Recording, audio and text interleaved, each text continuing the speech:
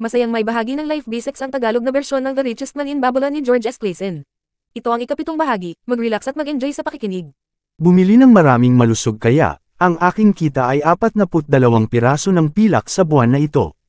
Ang aking asawa at ako ay bumili ng mga sapatos at si Raymond ay kailangan. At kami ay kumain ng masarap na karne at manok. Higit sa 8 piraso ng pilak ay aming binayaran sa aming mga utang. Kahit ang alak ay hindi nagprotesta. Ang ganda ng plano sapagkat ito ay nagdadala sa amin palayo sa utang at nagbibigay sa amin ng kayamanan na aming pananatilihin. 3 beses ang buwan ay puno na mula ng huling inukit ko sa putik.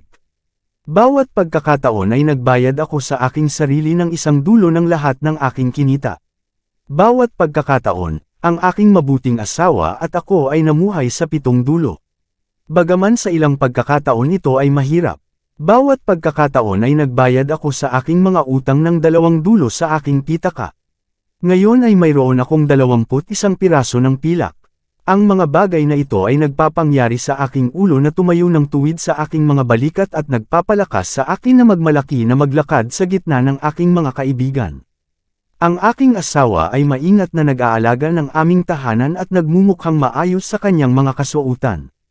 Kami ay masaya na mabuhay magkasama. Ang plano ay may walang katulad na halaga. Hindi ba nito ginawa ang isang marangal na tao mula sa isang dating alipin? Tablet 5. Mula sa isang dating alipin, Tablet 5. Muli, ang buwan ay kumikinang, at naalala ko na matagal na simula noong inukit ko sa luad ang 12 buwan.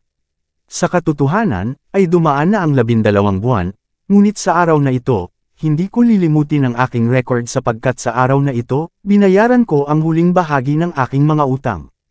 Ito ang araw kung saan ang aking mabait na asawa at ako mismo ay magdiriwang ng malaking salo-salo na ang aming determinasyon ay naabot.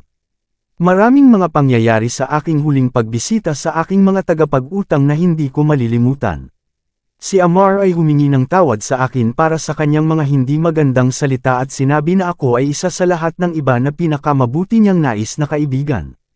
Ang matandang alak ay hindi gaanong masama pagkatapos ng lahat sapagkat sinabi niya na ang aming salita noong una ay isang pirasong malambot na luad na maaaring pindutin at hugis-hugasan ng alinman na kamay na humawak sa iyo, ngunit ngayon ikaw ay isang pirasong tanso na may kakayahang magtaglay ng talam na kailangan mo ng pilak o ginto anuman oras na pumunta ka sa akin. Hindi siya ang tanging isa na nagtataglay sa akin ng mataas na paggalang, marami pang iba ang nagsasalita ng may pagpapakumbaba sa akin. Ang aking mabait na asawa ay tumitingin sa akin ng may liwanag sa kanyang mga mata, na nagbibigay ng tiwala sa isang tao, ngunit ang plano ang nagpapaginhawa sa aking tagumpay. Ito ay nagbigay sa akin ng kakayahan na bayaran ang lahat ng aking mga utang at magkaroon ng ginto at pilak sa aking pitaka. Pinuri ito sa lahat ng nagnanais na umunlad sapagkat tunay, kung makakapagbigay ito ng kakayahan sa isang dating alipin na magbayad ng kanyang mga utang at magkaroon ng ginto sa kanyang pitaka, hindi ba nito matutulungan ang alinmang tao na makakita ng kalayaan? Niwala akong balak na tapusin ito sapagkat ako'y kumbinsido na kung susundan ko ito pa ay magiging mayaman ako sa gitna ng mga tao. Mga banal sa College ng Nottingham University sa Newark-on-Trent, Nottingham, 7 ng Nobyembre taong 1936. Propesor Franklin Caldwell, sakop ng British Scientific Expedition, Hilo Mesopotamia. Mahal kong propesor, kung sa iyong karagdagang paghuhukay sa mga labi ng Babylonia ay makatagpo ka ng multo ng isang dating residente, isang matandang tagatinda ng kamelyo na ang pangalan ay Dab Asir, pakigawain mo akong pabor na sabihin sa kanya na ang kanyang pagsusulat sa mga luad na iyon noong mga nagdaang panahon ay nagbigay sa kanya ng buhay pagmamahal ng isang mag-asawang nasa England. Maaaring mo pang maalala ang aking pagsusulat isang taon na ang nakalilipas, na sina Mrs. Shrewsbury at ako mismo ay may balak na subukan ang kanyang plano para makalabas sa utang at sa gayon ay magkaroon ng ginto. Para magpagalaw mo, ay maaaring napaghalata mo kahit pa nagsikap kaming itago ito sa aming mga kaibigan ang aming desperadong kalagayan. Kami ay lubos na pinahiya sa loob ng mga taon ng maraming utang at sobrang nag-aalala sa takot na ang ilan sa mga negosyante ay magsisimula ng isang eskandalo na magpapalabas sa akin sa college. Kami ay nagbayad at nagbayad ng bawat sentimo na maaari naming mabigay mula sa kita, ngunit hindi sapat para panatilihing patas ang mga bagay. Bukod dito, kami ay napilitang gawin ang lahat ng aming mga pagbili kung saan kami maaaring kumuha ng karagdagang kredito. Anuman ang presyo, naging isa ito sa mga mabisang gulo na lumalala sa halip na mabuti. Ang aming mga pakikibaka ay naging walang kabuluhan. Hindi kami makapaglipat sa mas murang mga kwarto dahil sa utang namin sa may-ari ng tahanan. Wala na yatang ibang pwedeng gawin para maayos ang aming sitwasyon, tapos bigla na lang nandito ang iyong kakilala, ang matandang tagatinda ng kamelyo mula sa Babylonia na may plano upang gawin ang aming hinahangad. Kami ay lubos na pinakilos na sundin ang kanyang sistema. Ginawa namin ang isang listahan ng lahat ng aming mga utang at ipinakita ko ito sa lahat ng aming mga utang. Ipinaliwanag ko kung paano simpleng imposible sa akin na bayaran sila. Muli, ang mga bagay-bagay, sa pamamagitan ng mga numero na ito, ay maaari nilang makita mismo. Mula sa mga numero, ipinaliwanag ko na ang tanging paraan na nakita ko upang bayaran sila sa buong halaga ay itabi ang 20% ng aking kita bawat buwan upang hatiin ito ng pantay-pantay. Magbabayad sa kanila sa buong halaga sa loob ng halos 2 taon, at sa pagitan nito, magiging cash basis kami. Ibibigay sa kanila ang karagdagang benepisyo ng aming cash na mga pagbili. Sila'y talaga namang maayos, ang aming mga gulay, at ang aming matandang kaibigan na tindero ng gulay ay nagsabi ng isang bagay na tumulong na mapanigan ang iba, kung babayaran mo ang lahat ng iyong binibili at magbayad ka ng ilang bahagi sa iyong utang, mas mabuti ito kaysa sa ginawa mo para sa iyong tinta. Na binayaran ang utang ng wala sa 3 taon. Sa wakas, nakuha ko ang lahat ng kanilang mga pangalan sa isang kasunduan na nagbabawal sa kanila na guluhin kami. Hanggang sa ang 20% ng kita ay ibinabayad ng regular. Pagkatapos, nagsimula kami sa plano kung paano mabubuhay sa 70%. Kami ay determinadong panatilihin ang karagdagang 10 na magpagalaw. Ang ideya ng pilak at marahil ginto ay lubos na nakakaganyak. Ito ay parang may pakikipagsapalaran na gawin ang pagbabago. Nag-enjoy kami sa pagpaplano kung paano mabubuhay ng komportable sa natitirang 70%. Nagsimula kami sa upa at nagtagumpay na makakuha ng patas na bawas sa mga ito. Sa susunod, nilagay namin ang aming mga paboritong uri ng tsaa at iba pa sa ilalim ng paghihinala at natutuwa kaming nadiskubre kung gaano kadalas maaari naming mabili ang mas mahusay na kalidad sa mas mababang halaga. Mahaba na ang kwento para sa isang sulat ngunit hindi naman ito naging mahirap. Nagtagumpay kami at nagtatala ng kagalakan sa pagiging nasa ganitong anyo ang aming mga gawain. Hindi na kami pinahihirapan ng mga nakaraang utang. Ko ay hindi dapat kalimutan gayunpaman na sabihin sa iyo tungkol sa karagdagang 10 na dapat naming ipagpapasalamat. Buwan-buwan ay ibinibigay ng kanyang sistema at sa parehong oras ay nagkaroon kami ng pilak para pagpagalawan namin ito sa unang sandali. Ngayon, huwag kang magtawa agad. Makikita mo na ito ay ang masiglang bahagi. Ang tunay na saya ay simula ng pag-iipon ng pera na hindi mo nais gastusin. Mas masarap ang tumataas ang gayong labis kaysa sa paggastos pagkatapos naming mag-imbak hanggang sa aming kasiyahan. Natagpuan namin ang isang mas makabuluhang gamit para dito. Sinimulan namin ang isang investment kung saan maaari kaming magbayad ng 10 bawat buwan. Ito ay lumilitaw na ang pinakamakatwiran na bahagi ng aming pagbabagong anyo. Ito ang unang bagay na binabayaran mula sa aking sahod. Mayroong isang nakatutuwa at nakakapanatag na pakiramdam na malaman na patuloy na lumalaki ang aming investment. Sa oras na tapos na ang aking mga araw ng pagtuturo, dapat itong maging sapat na malaki upang ang kita ay mag-aalaga sa amin mula noon. Lahat ito mula sa aking dating sahod, mahirap paniwalaan ngunit ganap na totoo. Lahat ng aming mga utang ay unti-unting nababayaran at kasabay nito ang paglaki ng aming investment. Bukod pa, mas maayos pa ang aming kalagayan pinansyal kaysa noon. Sino ang maniniwala na maaaring magkaroon ng ganyang pagkakaiba sa mga resulta sa pagtugon sa isang plano sa pinansyal kaysa sa pagpapahiwatig lamang sa wala? Sa dulo ng susunod na taon, kapag lahat ng aming mga dating utang ay nabayaran na, magkakaroon kami ng higit pang bayad sa aming investment bukod pa sa karagdagang pera para sa paglalakbay. Determinado kaming hindi na muling pahintulutan ang aming gastusin sa pamumuhay na lampas sa 70 ng aming kita.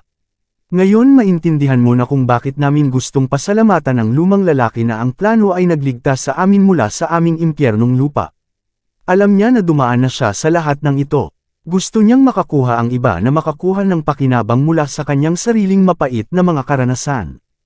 Iyan ang dahilan kung bakit siya naglaan ng maraming oras sa paglikha ng kanyang mensahe sa luwad. Mayroon siyang tunay na mensahe para sa kanyang mga kapwa na nagdurusa. Isang mensahe na napakahalaga na pagkatapos ng 5,000 taon ay sumiklab mula sa mga labi ng Babylonia, gayon din ang totoo at mahalagang araw ito ay inilibing. Lubos mong kagalang-galang, Alfred H. Shrewsbury, Kagawaran ng Arkeolohiya, Kabanata 10. Ang pinakamahusay na tao sa Babylonia. Sa unahan ng kanyang karabana, nang may pagmamalaking sumasakay, si Sharinada, ang merchant prince ng Babylonia. Gusto niya ng magandang tela at suot niya ang mayaman at nababagay na mga kasuotan. Gusto niya ng magandang hayop at komportableng nakaupo sa kanyang mabangis na Arabian stallion. Sa pagtingin sa kanya, hindi mo malalaman na may edad na siya. Tiyak na hindi nila inaakala na sa kanyang loob ay nag-aalala siya. Mahaba ang biyahe mula sa Damascus at marami ang hirap sa disyerto. Hindi niya ito iniintindi. Ang mga tribo ng Arabo ay mga mabagsik at handang mang-agaw ng mga kayamanang karabana. Hindi niya ito kinatatakutan, sapagkat may maraming mabilisang gas na bantay sa paligid ng kabataan sa kanyang tabi na kanyang dinala mula sa Damascus. Kinikilig siya sa kanyang alalahanin. Ito ay si Hayden Gula, ang apo ng kanyang kasosyo ng ibang mga taon. Kanyang pinahahalagahan si Hayden Gula at nais niyang gawin ang isang bagay para sa kanyang apo. Ngunit habang iniisip niya ito, tila lalong nagiging mahirap dahil sa kabataan mismo. Habang tinitingnan niya ang mga singsing at hikaw ng binata, iniisip niya sa kanyang sarili, iniisip niya na ang mga hiyas ay para lamang sa mga babae. Ngunit mayroon siyang malakas na mukha ng kanyang lolo ngunit ang kanyang lolo ay hindi nagsusuot ng gayong makukulay na kasuotan. Ngunit itinuturing pa rin niyang pumunta siya, umaasa siya na maaari niyang matulungan itong magsimula para sa kanyang sarili at makatakas mula sa pagkasira ng kanyang ama sa kanilang mana. Sumingit si Hayden Gula sa kanyang mga pag-iisip, bakit ka nagtatrabaho ng sobra, patuloy na sumasakay sa iyong karabana sa mga mahahabang paglalakbay. Hindi mo ba binibigyan ng oras ang sarili mong pag-enjoy sa buhay? Ngumiti si Sharinada, upang magkaroon ng saya, ulit niya. Ano ang gagawin mo para magkaroon ng saya kung ikaw ay si Sharinada? Kung ako ay mayaman katulad mo, mamumuhay ako tulad ng isang prinsipe. Hindi na ako maglalakbay sa mainit na disyerto. Gagastusin ko ang salapi sa mabilis na dumating sa aking pitaka. Isusuot ko ang pinakamayamang kasuotan at pinakamaririkit na hiyas, iyan ang buhay na gusto ko, isang buhay na karapat-dapat mabuhay. Pareho silang nagtawanan. Ang iyong lolo ay hindi nagsusuot ng mga hiyas. Nagsalita si Sharinada bago niya pinagpatuloy ng biro, hindi mo ba iiwanan ang trabaho? Ginawa ang trabaho para sa mga alipin. Sumagot si Hayden Gula, ngunit hindi siya sumagot. Pumunta sila sa tahimik na pagmamaneho hanggang sa ang daan ay dinala sila sa bangin. Dito niya itinigil ang kanyang kabayo at itinuro ang lambak sa malayo. Narito ang lambak, tumingin ka ng malayo at maaari mong mahalata ang mga pader ng Babylonia. Ang tore ay ang templo ng Bel. Kung matalas ang iyong paningin, maaaring makita mo ang usok mula sa eternal fire sa tuktok nito. Iyan ang Babylonia, matagal ko nang pinagnanasaan na makita ang pinakamayaman na lungsod sa buong mundo. Sinabi ni Hayden Gula, Babylonia kung saan nagsimula ang aking lolo ang kanyang yaman, kung siya ay buhay pa, hindi kami ganito kahirap. Bakit mo pinapangarap na manatili ang kanyang kaluluwa sa mundo sa labas ng itinalagang panahon nito? Kayong dalawa ng iyong ama ay maaaring maituloy ang kanyang mabuting gawain. Kami ng aking ama ay hindi namin alam ang kanyang lihim sa pag-akit ng ginto. Hindi siya sumagot ngunit ibinigay niya ang kanyang kabayo at nag-isip-isip habang bumababa sila sa lambak. Sa likod nila, sinundan ng karabana sa isang ulap ng mapulang alikabok. Sa ilang sandali, nakarating sila sa King's Highway at pumihit sa timog patungo sa mga irigadong bukirin. Nakakita si Sharinada ng tatlong matatandang lalaki na nag-aararo ng isang bukirin. Tila medyo pamilyar sa kanya ang hitsura nila. Gaano kaangal, hindi mo nililipas ang isang bukirin pagkatapos ng 40 taon at makakakita pa rin ng mga taong nag-aararo doon. Ngunit may isang bagay sa kanyang loob ang nagsabi sa kanya na sila ang mga iyon. Ang isa na may hindi tiyak na hawak ang araro, ang iba ay nangangapot bangketa sa tabi ng mga baka. sila'y wala sa bisa na tinatadyakan ng mga ito ng kanilang mga batuta upang ipagpatuloy ang paghila. 4 na dekada na ang nakalipas, hinangaan niya ang mga lalaking ito, gaano giakap na ipinagpalit niya ang mga lugar, ngunit ano ang pagkakaiba ngayon? Daladala niya ang kanyang maayos na karabana, mayroong magagandang kamelyo at asno na nabunutan ng mahahalagang kalakal mula sa Damascus. Lahat ito ay isa lamang sa kanyang pag-aari. Itinuro niya sa mga bulaklak, patuloy pa rin sa pag-aararo sa parehong bukirin kung saan sila ay 40 taon na ang nakakaraan. Mukha pa rin ito, ngunit bakit iniisip mo na sila ay pareho? Nakita ko sila roon, sabi ni Charunada. Ang mga alaala ay bumili sa kanyang isipan. Bakit hindi niya mailibing ang nakaraan at mabuhay sa kasalukuyan? Pagkatapos, nakita niya sa isang larawan ang ngiti ng mukha ni Ered Gula. Ang harang sa pagitan niya at ng mapanlit na kabataang kasama niya ay naglaho. Ngunit paano niya matutulungan ang isang superior na kabataan na may mga ideya ng pagwawaldes at mga kamay na may mga hiyas? Marami siyang mayaalok na trabaho sa mga taong handang magtrabaho, ngunit hindi para sa mga taong nagmamataas sa kanilang sarili para sa trabaho. Ngunit may utang siya kay Ered Gula na gawin ang isang bagay. Hindi ito dapat gawin sa kalahati, hindi ganoon ang kanilang paraan ng paggawa. Biglang lumitaw ang isang plano. May mga tutol, kailangang isaalang-alang ang kanyang sariling pamilya at ang kanyang sariling katayuan. Magiging malupit ito, magdudulot ito ng sakit. Subalit bilang isang taong mabilis magdesisyon, binaliwala niya ang mga pagtutol at nagpasya siyang kumilos. Kung ikaw ay interesado sa pagdinig, ng aking mahal na lolo at ako, sumali kami sa partnership na lubos na nakakabuti, sabi niya. Itinanong ng binata kung bakit hindi na lang sabihin sa kanya kung paano niya nagawa ang mga ginto, iyon lamang ang kailangan niyang malaman. Tinanggihan ni Charunada ang tugon at nagpatuloy sa kwento. Sinimulan nila ang kanilang kwento sa pagtatanim ng lupa. Hindi pa ganap ang plano ngunit may mga problema at hadlang na kanilang nakaharap.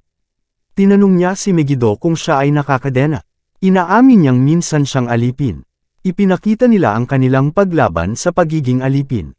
Binanggit ni Charunada ang kanyang mga karanasan bilang isang alipin, ang kanyang pag-asa at takot habang patungo sila sa Babylon, at ang kanyang pakikipag-usap sa iba pang mga alipin. Nang tanungin niya kung paano siya naging malaya, sinabi niya na kanilang haharapin iyon ngunit hindi pa ngayon. Patuloy niya ang kanilang kwento habang ang mga alipin ay pinagtawanan at binabaliwala ng kanilang mga Panginoon. Tumatakbo sa isipan ni Charunada ang takot at pangamba habang nakatali sa isang pagkakataon na maaaring magdulot ng kamatayan. Sinubukan niyang humanap ng paraan upang mabuhay at hindi mapasama sa pagtatrabaho sa pader ng Babylon. Sinubukan niya ang lahat ng magagawa niya upang makakuha ng magandang Panginoon. Sa huli, habang nakahiga sa mainit na buhangin, tiningnan niya ang mga bituin sa langit. At nang maisip ko ang trabaho, ang sinabi ng aking kalye tungkol dito na ito ang kanyang pinakamahusay na kaibigan, ay nagpabadya sa akin kung ito ba ay magiging aking pinakamahusay na kaibigan. Tiyak na ito ay magiging kung ito ay makakatulong sa akin sa oras na ito.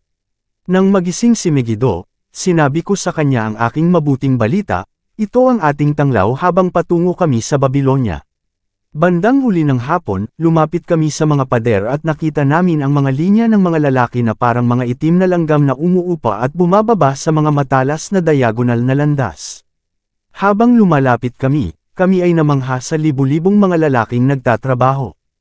Ang ilan ay nagkukumpuni sa kanal, ang iba ay nagmimix ng lupa sa mga ledrilyo ng putik. Ang pinakamarami ay nagdadala ng mga ledrilyo sa malalaking basket paitaas sa mga landas patungo sa mga karpintero. Ang mga opisyal ay sinusumpa ang mga tamad at sinusundot ang mga baka upang silain ang mga hindi sumusunod sa pila. Ang mga lalaking pagod na pagod ay nakikita na yumuyuko at bumabagsak sa ilalim ng kanilang mabibigat na basket na hindi na makatayo. Kung ang letigo ay hindi sila magpapalagay na bumangon, sila ay itinutulak papunta sa gilid ng mga landas at iniwan na yumuyugyug sa kirot. Pagkatapos ay dadalhin sila pababa para sumama sa iba pang mga katawang mabababa sa tabi ng kalsada upang maghintay ng disantipikadong mga puntod. Habang tinitignan ko ang nakakatakot na tanawin, ay napanginginig ako. Kaya ito ang naghihintay sa anak ng aking ama kung siya ay mabibigo sa pamilihan ng alipin. Tama si God Oso. Kami ay dinala sa mga pintuan ng lungsod patungo sa bilangguan ng mga alipin at kinabukasan ay diniretso kami sa mga kulungan sa pamilihan. Dito, ang iba pang mga lalaki ay nagkukumpol-kumpol sa takot at tanging ang mga letigo ng aming bantay ang makapagpapalakad sa kanila upang makapagtingin-tingin ang mga mamimili sa kanila. Si Megiddo at ako ay masigasig na nakipag-usap sa bawat lalaki na pumapayag na kami ay kausapin ang dealer ng mga alipin. Ay nagdala ng mga sundalo mula sa hukbong paman ng hari na Samakal at marahas na pinalo siya nang siya ay tumutol. Habang dinala siya palayo, ay naawa ako sa kanya ng kaunti. Si Megiddo ay nadama na malapit na kaming maghiwalay. Kapag walang mga mamimili sa paligid, ay seryosong nakipag-usap siya sa akin upang ipakilala sa akin kung gaano kahalaga ang trabaho sa akin sa hinaharap. May mga lalaki na kinaiinisan, ito ay ginagawang kaaway. Mas mabuti na ituring ito bilang isang kaibigan. Gawin ang iyong sarili na katulad nito. Huwag mag-alala dahil mahirap kung iniisip mo kung gaano kaganda ang bahay na iyong itinayo. Sino ang mag-aalala kung mabigat ang mga bigat at malayo mula sa balon ang pagdadala ng tubig para sa halakang panggatas? Pangako mo sa akin, bata. Kung makuha mo ang isang Panginoon, gawin mo ang iyong pinakamahusay na gawin ang iyong makakaya. Kung hindi niya pinahahalagahan ang lahat ng iyong ginagawa, huwag mag-alala. Tandaan, ang trabaho na mabuti na ginawa ay nakakatulong sa taong gumagawa nito. Ginagawa nito siyang mas mabuting tao. Huminto siya habang isang malaking magsasaka ang lumapit sa kulungan at masusing tiningnan kami. Nagtanong si Megiddo tungkol sa kanyang taniman, at ani sa madaling panahon, ay nakumbinse niya ito na siya ay magiging isang mahalagang tao. Pagkatapos ng matinding pakikipagtawaran sa dealer ng mga alipin, ay hinawakan ng magsasaka ang isang matabang pitaka mula sa ilalim ng kanyang balabal. Sa madaling panahon, si Megiddo ay sumunod sa kanyang bagong Panginoon palabas ng paningin. Sa umaga, ilan pang mga lalaki ang nabilis sa kanya. Sa tanghal iyan, inamin sa akin ni God Oso na ang dealer ay nababahala at hindi na mananatili ng isa pang gabi, ngunit dadalhin ang lahat ng naiwan sa paglubog ng araw sa mamimili ng hari. Ako ay nagiging desperado ng isang mataba at magandang nature na tao ang lumapit sa pader at nagtanong kung mayroon bang isang mangangalakal sa aming hanay. Ako ay lumapit sa kanya at sinabi, bakit kailangang hanapin ng isang mahusay na mangangalakal tulad mo ang isa pang mangangalakal na may mababang uri na mga paraan? Hindi ba mas madali na turuan ang isang handang tao tulad ko ng iyong mga magagaling na paraan? Tingnan mo ako ay bata, malakas, at gusto kong magtrabaho. Bigyan mo ako ng pagkakataon at gagawin ko ang aking makakaya upang kumita ng ginto at pilak para sa iyong pitaka. Siya ay namangha sa aking pagiging handa at nagsimula sa pakikipagtawaran sa dealer na hindi ako napapansin simula nang ako ay binili niya, ngunit ngayon ay nagningning siya sa aking kakayahan, magandang kalusugan, at mabuting disposisyon. Naramdaman ko parang isang matabang baka na binibili sa isang mambabakod. Sa wakas, sa aking kasiyahan, ang deal ay natapos. Sumunod ako sa aking bagong Panginoon sa pag-iisip na ako ang pinakamaswerteng tao sa Babylonia. Ang aking bagong tahanan ay lubos na kagustuhan ko. Si Nananeg, ang aking Panginoon, ay tinuruan ako kung paano magmala ng barley sa bato bowl na nakatayo sa hardin, kung paano magtayo ng apoy sa hurno, at pagkatapos, kung paano magmala ng napakabuti ng sesame flour para sa mga honey cake. May higaan ako sa silong kung saan nakatago ang kanyang trigo. Ang matandang alipin na tagapamahala na si Swasti ay nagpapakain sa akin ng mabuti at natuwa sa paraan kung paano ako tumutulong sa kanya sa mga mabibigat na gawain dito. Ang pagkakataon na matagal ko nang pinapangarap na gawing mahalaga sa aking Panginoon. At umaasa akong makahanap ng paraan upang kumita ng aking kalayaan. Tinanong ko si Nanay na ipakita sa akin kung paano magnid ng tinapay at mag-ihaw nito. Ginawa niya ng lubos na natutuwa sa aking pagiging handa. Nang ako ay makagawa na ng mabuti, ito ay matapos niyang ipakita sa akin kung paano gawin ang mga honey cake. At sa madaling panahon, ako ay gumagawa na ng lahat ng mga ito. Ang aking Panginoon ay natutuwa na maging walang ginagawa, ngunit si Swasti ay umiling sa pagtutol. Walang trabaho na gawin ay masama para sa anumang tao. Niya ipinahayag na dama ko na ito ay panahon na upang ako ay mag-isip ng isang paraan kung paano ako maaaring magsimulan ng pagkakakitaan upang bilhin ang aking kalayaan.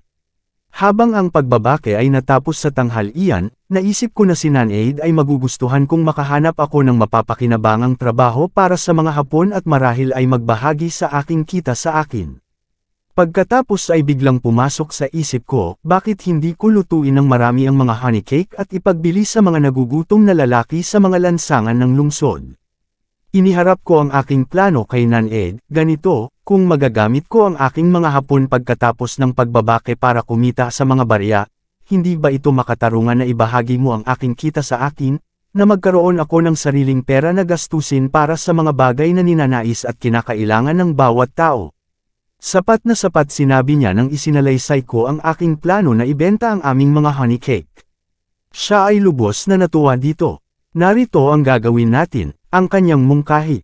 Kung ano ang ating gagawin, ay inirekomenda niya, itong ibebenta mo ang mga ito sa 2 piraso para sa 1 sentimo. Kaya kalahati ng mga sentimo ay akin upang bayaran ang harina at pulot. At ang kahoy upang ihain, sila mula sa iba, ay kalahati ang akin ay kukunin at kalahati ang iyong ilalagay. Labis akong natuwa sa maluwag na alok na ito na maaari kong ilagay sa aking sarili ang 1/4 ng aking mga benta. Nang gabing iyon, ako ay nagtrabaho ng malakas upang gumawa ng isang tray upang ilantad ang mga ito. Si Nanaid ay nagbigay sa akin ng isa sa kanyang mga kupas na mga bata na maaaring magmukhang mahusay, at si Swasti ay tumulong sa akin na magpatch at linisin ito. Kinabukasan, nagluto ako ng karagdagang supply ng honey cakes. Ang mga ito ay nagmukhang brown at nakakatakam sa tray habang ako ay naglalakad sa kalsada, na malakas na tumatawag sa aking mga kalakal. Sa una, walang tila interesado at ako ay nagiging discouraged. Ako patuloy at mas mahalaga sa hapon habang ang mga tao ay nagugutom, ang mga cake ay nagsimulang magbenta at hindi nagtagal, ang aking tray ay walang laman. Si Nanaid ay lubos na natuwa sa aking tagumpay at masaya na nagbayad sa akin ng aking bahagi. Ako ay natutuwa na mayroong mga sentimo. Megiddo ay tama, nang sinabi niya, na ang isang Panginoon ay pinahahalagahan ang magandang trabaho mula sa kanyang mga alipin. Sa gabing iyon, ako ay sobrang excited sa aking tagumpay. Hindi ko maipaliwanag kung gaano kahirap para sa akin na matulog, at sinubukan na i-compute kung magkano ang aking maaaring kitain sa 1 taon at gaano karaming taon ang kailangan upang mabili ang aking kalayaan. Habang ako ay lumabas na may aking tray ng mga cake araw-araw, madali kong natagpuan ang mga regular na customer. Isa sa mga ito ay walang iba kundi ang iyong lolo na si Ered Gula. Siya ay isang mangangalakal ng rug at nagbebenta sa mga may bahay, na nagmula sa isang dulo ng lungsod hanggang sa kabilang dulo, kasama ang isang asno na may dalang mga alpombra at isang itim na alipin upang mag-alaga nito. Bibili siya ng 2 cake para sa kanya at 2 para sa kanyang alipin. Palaging humihinto upang makipag-usap sa akin habang kumakain sila. Ang iyong lolo ay nagsabi sa akin ng isang araw na hindi ko malilimutan kailanman, gusto ko ang iyong mga cake, bata, ngunit mas gusto ko ang magandang pagsisikap na ipinapakita mo sa kanilang pag-aalok. Maaaring dalhin ka ng ganyang espiritu sa malayo sa daan patungo sa tagumpay, ngunit paano mo mauunawaan, Hayden Gula, ang mga salitang ito ng pampatibay loob? Maaaring ibig sabihin sa isang alipin na bata na nag-iisa sa isang malaking lungsod, na nakikipaglaban sa lahat ng kanyang kaya upang hanapin ang isang paraan upang makalaya mula sa kanyang kahihiyan. Habang ang mga buwan ay nagdaan, patuloy kong idinadagdag ang mga sentimo sa aking pitaka. Nagsimulang magkaroon ito ng nakakagang na timbang sa aking sinturon. Ang trabaho ay nagpapatunay na ang aking pinakamahusay na kaibigan, tulad ng sinabi ni Megiddo. Ako ay masaya, ngunit nag-aalala si Swasti, ang iyong Panginoon. Takot ako na mag-aksaya siya ng maraming oras sa mga gaming house, sabi niya. Ako ay labis na natutuwa. Isang araw, nakilala ang aking kaibigan na si Megiddo sa kalsada. Siya ay nagdadala ng 3 asno na may dalang gulay papunta sa palengke. Ang sinasabi niya ay, mahusay ang aking trabaho ngayon. Ako ay isang punong mandar ambong. Makikita ng kanyang Panginoon ang aking magandang trabaho. Ngayon ako ay isang punong mandar ambong ng kanyang pamilya. Ang trabaho ay tumutulong sa akin na makaahon mula sa aking malaking problema. Sa isang araw, ito ay tutulong sa akin na makuha ang aking kalayaan. At muli, ay magkaroon ng isang bukirin ng aking sarili. Ang oras ay nagdaan at si Nanay ay lalong nag-aalala. na ako ay bumalik mula sa pagbebenta. Siya ay maghihintay pagbalik ko at ngayon ay may interes na bilangin at hatiin ang aming pera. Inuusisa din niya ako na maghanap ng karagdagang mga merkado at dagdagan ang aking mga benta. Madalas akong lumalabas sa labas ng mga pintuan ng lungsod upang manggal-akal sa mga overseer ng mga alipin na nagtatayo ng mga pader. Kinapopootan ko ang bumalik sa mga hindi kanais-nais na lugar, ngunit natagpuan kong ang mga overseer ay maluwang na nagbabayad. Isang araw, ay nagulat ako na makita si Zabato naghihintay sa pila upang punuin ang kanyang basket ng mga bricks. Siya ay payat at yuko, at ang kanyang likod ay nasa sagot ng mga latay at sugat mula sa mga latigo ng mga overseer. Naawa ako sa kanya at binigyan ko siya ng isang cake na kanyang dinurog sa kanyang bibig tulad ng isang gutom na hayop. Nakakita ng mapanlamang na tingin sa kanyang mga mata, tumakbo ako bago niya mapansin ang tray ko. Bakit ka nagtatrabaho ng napakahirap? Ered gula sa akin isang araw, halos pareho ng tanong ang iyong tinanong sa akin ngayon. Naalala mo ba, sinabi ko sa kanya ang sinabi ni Megiddo tungkol sa trabaho at kung paano ito nagpapatunay na ang aking pinakamahusay na kaibigan. Ipinakita ko sa kanya ng may kasiyahan ang aking pitaka ng mga sentimo at ipinaliwanag kung paano ko ito iniipon upang mabili ang aking kalayaan. Kapag ikaw ay malaya, ano ang gagawin mo? Tanong niya. Pagkatapos sinabi ko, ako ay magiging isang mangangalakal. Sa sagot niya, nagtapat siya sa akin ng isang bagay na hindi ko inaasahan. Hindi mo alam na ako rin ay isang alipin. Ako ay kasosyo ng aking Panginoon. Huminto si Hayden Gula. Hindi ako makinig sa mga kasinungalingan na nakakasira sa aking lolo. Siya ay walang alipin. Ang kanyang mga mata ay sumiklab sa galit. Si Charu Nada ay nananatiling kalmado. Pinararangalan ko siya sa pag-aakyat sa kanyang malasakit sa kanyang kahirapan at pagiging isang pangunahing mamamayan ng Damascus. Ikaw ba ay kanyang apo na nasa parehong hubog? Ikaw ba ay sapat na tao upang harapin ang tunay na mga katotohanan o mas gusto mong mabuhay sa mga huwad na ilusyon? Umangat si Hayden Gula sa kanyang upuan sa isang tinig na pinigilan ng malalim na emosyon. Sabi niya, ang aking lolo ay minamahal ng lahat. Marami ang kanyang mga mabubuting gawa. Nang dumating ang tagutom, hindi ba ang kanyang ginto sa trigo sa Ehipto at hindi ba ang kanyang caravan dalhin ito sa Damascus at ipamahagi ito sa mga tao, kaya walang isa ang magugutom ngayon. Sinasabi mo siya ay isang inaalipin lamang sa Babylon. Kung nanatili siyang isang alipin sa Babylon, maaaring siya ay inaalipin, ngunit kapag sa pamamagitan ng kanyang sariling pagsisikap, siya ay naging isang dakilang tao sa Damascus. Ang mga Diyos nga ay pumapayag sa kanyang mga kamalasan at pinararangalan siya ng kanilang paggalang. Pagkatapos sabihin sa akin na siya ay isang alipin, si Sharenada ay nagpatuloy sa pagpapaliwanag kung gaano siya kahimbing na nais na kumita ng kanyang kalayaan. Ngayon na may sapat na pera siya upang bumili nito, siya ay labis na naabala kung ano ang kanyang dapat gawin. Siya ay hindi na nagpapakita ng magandang mga benta at natatakot na iwanan ang suporta ng kanyang Panginoon. Ako ay tumutol sa kanyang kawalang desisyon. Huwag nang magtagal pa sa iyong Panginoon. Muling maramdaman ang pakiramdam ng pagiging isang malaya na tao. Kumilos tulad ng isang malaya na tao at magtagumpay tulad ng isa. Pumili kung ano ang nais mong makamit at pagkatapos, ang trabaho ay makakatulong sa iyo na makamit ito. Siya ay pumunta sa kanyang paraan. Sabi na siya ay natutuwa ako ay nakakahiya sa kanya para sa kanyang kahinaan. Isang araw, lumabas ako sa labas ng mga pintuan at nagulat na makita ang isang malaking pulutong nagtitipon doon. Nang itanong ko sa isang lalaki para sa isang paliwanag, Maraming salamat sa pagsubaybay ng The Richest Man in Babylon ni George S. Clason. Huwag kalimutang mag-subscribe para maging updated ka sa mga magagandang kwento dito lang sa Life Basics.